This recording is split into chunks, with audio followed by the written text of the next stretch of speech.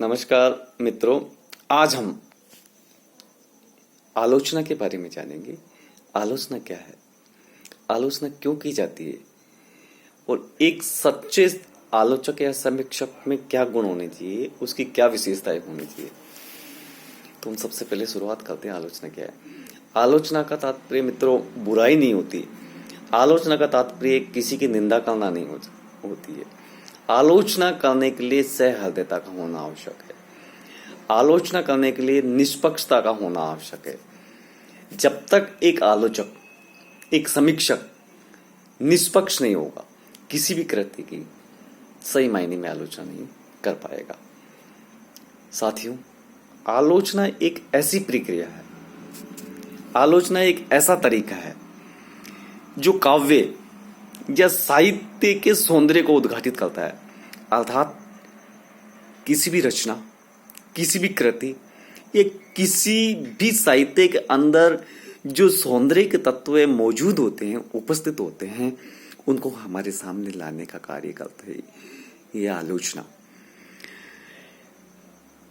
लाने के साथ साथ उसका विवेचन करती है, उसका विश्लेषण करती है और विवेचन और विश्लेषण के साथ साथ उसका मूल्यांकन करती है। तो हम ये कह सकते हैं कि एक आलोचना उस कृति की, उस रचना की, उस साहित्य का सौंदर्य का उद्घाटन करती है, उसका विवेचन करती है, उसका विश्लेषण करती है और साथ साथ उसका मूल्यांकन करती है। इसलिए आलोचना महत्वपूर्ण हो जाती है। उस कृति के अंतर्निहित सौंदर्य, उसके गुण दोषों का अवलोकन के उपरांत अपना मत स्थिर किया जाता है। ये एक ऐसी प्रक्रिया है जिसके माध्यम से एक साहित्यकार अपने साहित्य को, अपनी रचना को मर्यादित और अनुशासित रखता है। अगर एक रचनाकार को, एक साहित्यकार को किसी भी प्रकार का भय नहीं होगा तो निश्चित रूप से वो अनुशासित नहीं बन पाएगा, मर्यादा का पालन नहीं कर पाएगा। इसलिए मर्यादा पालन और अनुशासन के लिए एक आलोचना का होना, समीक्षा का होना आवश्यक है। तो हम कह सकते हैं साहित्य को और साहित्यकार दोनों को ही मर्यादित और अनुशासित बनाए रखने के लिए आलोचना की महत्व भूमिका होती है। मित्रों, वास्तव में आलोचना एक बुराई नहीं होती है। आलोचना किसी कृति या कृतिकार की निंदा करना नहीं होती है। आलोचना एक निष्पक्ष दृष्टि होती है, जिस दृष्टि के माध्यम से, जिस सोच के माध्यम से, जिस निरीक्षण के माध्यम से एक आलोचक किसी भी कृति की, किसी भी साहित्य की परख करता है, जांच करता है और उस कृति के गुणों को, उसके दोषों को देख करके, उनका विश्लेषण करके, विवेचन करके, सही दिग्दर्शन करा करके उसके महत्व का एवं उसके मूल्यों का आकलन करता है। तो कह सकते हैं एक आलोचक है, वो उसके गुणों को, दोषों को, दोनों को देखता है, उसके बाद सही रास्ते दिखाना, सही दिशा देने का कार्य भी करता है। साथ ही साथ उस कृति का, उस रचना का, उस साहित्य का महत्व और मूल्यांकन करता है। मित्रों, समाज को सही दिशा देने के लिए तथा कवि का वास्तविक ज्ञान कराने के लिए, साहित्यकार का वास्तविक ज्ञान कराने के लिए, साहित्यकार को वास्तविकता से अवगत कराने के लिए एक आलोचक की, एक आलोचना की महत्वपूर्ण भूमिका होती है। साथ ही साथ एक साहित्यकार के प्रति, एक लेखक के प्रति, एक कलाकार के प्रति सम्मान का भाव जगाने के लिए आलोचना महत्वपूर्ण कार्य करती है। साथियों, आलोचना को अगर हम अर्थ की दृष्टि से देखना चाहे तो कहा जा सकता है कि एक आलोचक समाज के लिए, कृति के लिए, साहित्यकार के लिए महत्वपूर्ण कार्य करता है। प्रत्येक व्यक्ति या हर एक व्यक्ति आलोचना का कार्य नहीं कर सकता, क्योंकि आलोचना का कार्य करने वाले व्यक्ति के लिए एक प्रौढ़ मस्तिष्क की आवश्यकता होती है, जो प्रत्येक व्यक्ति में उपस्थित होना जरूरी नहीं है, आवश्यक होना बड़ा मुश्किल कार्य है। अगर ये कहा जाए कि literary criticism is a play of cultures mind only, जो मानसिक रूप से परिपक्व है, जो मस्तिष्क के प्रौढ़ता को या जो विशाल मस्तिष्क के धनी हैं, वे व्यक्ति ही सही मायने में आलोचना कर पाते हैं। साथियों, मनुष्य का स्वभाव है किसी भी वस्तु का परीक्षण करना और परीक्षण करने के उपरांत उसकी आलोचना करना, तदुपरांत आलोचना के बाद अपने मत को प्रस्तुत करना। यही प्रवृत्ति मनुष्य की साहित्य के क्षेत्र में आलोचना कहलाती है, अर्थात परीक्षण के उपरांत किसी भी कृति की आलोचना करना और उस पर अपना मत प्रस्तुत करना ही आलोचना समीक्षा कहलाती है। किसी भी कलाकृति के विषय में, किसी भी कलाकृति के संबंध में सहृदय के मन पर परिछाप की अभिव्यक्ति आलोचना कहलाती है, क्योंकि किसी भी कृति कहीं ना कहीं कुछ ना कुछ प्रभाव निश्चित रूप से छोड़ती है। सहृदय के मन पर उसका कितना प्रभाव पड़ता है, ये जानना आलोचना कहलाती है।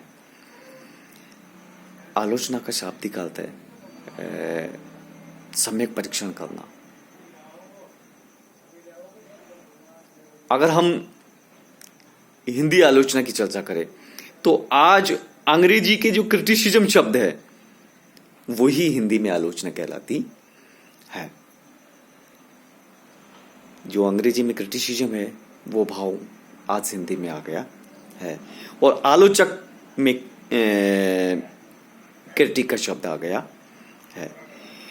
तो ये कह सकते हैं कि सहृदयता का गुण होना एक आलोचक के लिए बहुत जरूरी होता है, क्योंकि वो सहृदयता पूर्ण काव्य के गुण दोषों का विवेचन करता है, उसका विश्लेषण करता है, उस पर अपना मत प्रस्तुत करता है। मात्र गुण दोषों का अवलोकन करना या किसी भी कृति के गुण दोषों को बताना या बुराई करना या निंदा करना आलोचना नहीं कहलाती है।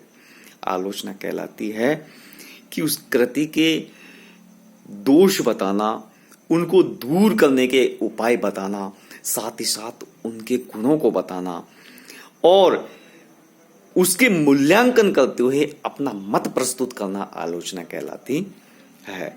तो कहा जा सकता है कि उस कृति के, उस साहित्य के, उस रचना के उद्देश्य उसके दोष निकालना मात्र नहीं है, उन्हें प्रकट कर उन्हें दूर करने की प्रेरणा देना तथा गुणों को विकसित करना। इस प्रकार आलोचना के दौरान आलोचक का उत्तरदायित्व है रचना के प्रति, रचनाकार के प्रति, उसकी कृति के प्रति ही नहीं, वो संपूर्ण समाज के प्रति उसका दायित्व होता है। और जब तक एक आलोचक समाज में आमूलचूल परिवर्तन नहीं कर सकता, सही मायने में एक आलोचक नहीं कहलाता है। मित्रों, साहित्य के क्षेत्र में ग्रंथ को पढ़कर उसके गुणों का, उसके दोषों का विवेचन करना और उसके संबंध में अपना मत प्रकट करना ही आलोचना कहलाती। ऐसा विचार आचार्य श्याम सुंदर दुर्गस ने कहा। उन्होंने कहा कि किसी कृति को पढ़ो, उसके गुण दोषों को निकाल कर उसके संबंध में अपना मत डालना ही आलोचना कहलाती है। यदि हम साहित्य को जीवन की व्याख्या मानते हैं तो आलोचना को व्याख्या की व्याख्या मानना पड़ेगा। देखिए कितनी महत्वपूर्ण बात कही है। अगर साहित्य जीवन की व्याख्या है तो साथियों आलोचना उस व्याख्या की व्याख्या है, अर्थात साहित्य जीवन की व्याख्या और आलोचना साहित्य की व्याख्या है। अब महत्वपूर्ण बात आती है कि एक आलोचक में क्या गुण होने चाहिए, क्या विशेषताएं होनी चाहिए।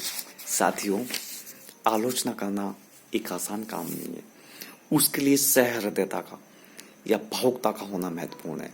बिना सहृदयता का या भावुकता के किसी भी कृति की हम सही मायने में आलोचना नहीं कर पाते हैं। साथ ही साथ निष्पक्ष एवं वस्तुनिष्ठ दृष्टिकोण का होना आवश्यक है।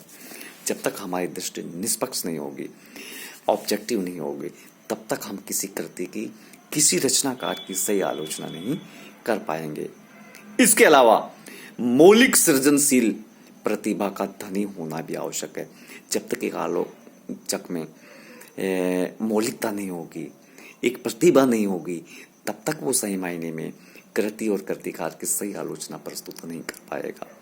इसके साथ साथ पूर्ववर्ती जो समीक्षा मान है, उनकी जानकारी आलोचक होना, कि वर्तमान से पहले जो जो मापदंड आलोचना के निर्धारित की गई हैं, उनका ज्ञान होना एक आलोचक के लिए महत्वपूर्ण है। साथ ही साथ विविध विषयों का ज्ञाता होना चाहिए, विविध विषयों की जानकारी उसको होनी चाहिए।